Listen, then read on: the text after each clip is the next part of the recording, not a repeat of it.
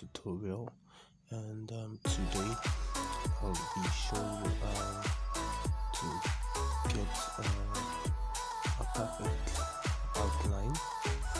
Sorry about my view, I just had to make it look this way. So with no further ado, let's dive into the tutorial. I use the legacy pencil for those of you who would like to know what I use. So we begin by creating a new layer. I already have one. Remove the fabric. Then reduce our opacity. I think this should be okay. Then once that's done, the important tool for our tutorial will be the perspective or predictive stroke. I kind of want to use that level 4. Then make sure my opacity is stop. Increase. That's okay. I just have to increase my brush size to about 3. That being done, we move into action. So when doing this, you would notice because of the predictive stroke, it gives you a smooth or better outline of the sketch. So this is how it works. It actually smoothens up your sketch at each level. So let's say if I want to have a circle, it helps me get a perfect circle. If I want a straight line, it helps me.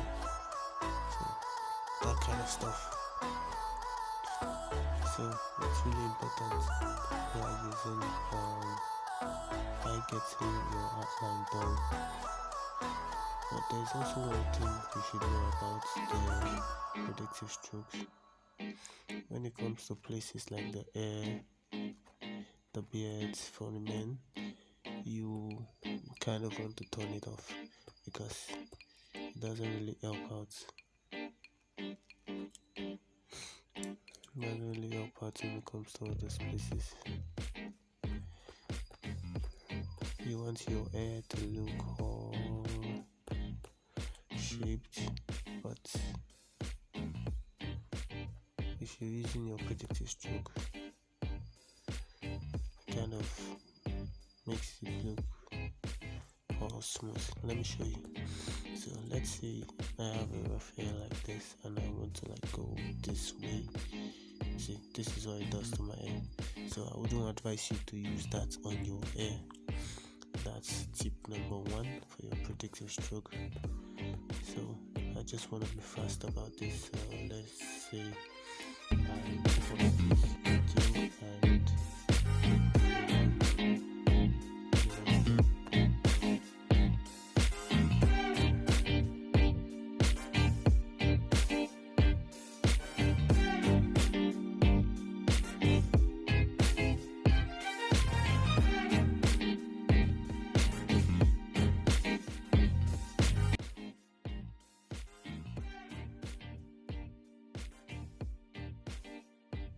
so with this outline done, we are done with our outside outlining. Next we'll be moving on to the inside outlining after we're done with the hair.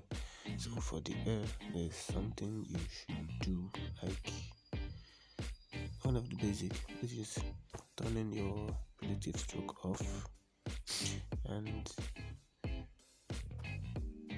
diving into it. So let's go to the hair. Sorry about that.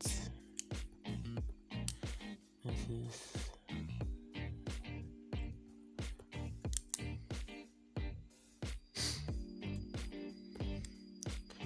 I usually like my hair with details.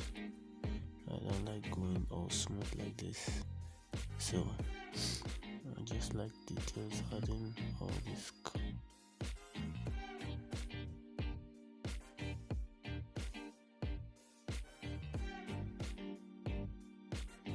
Now for the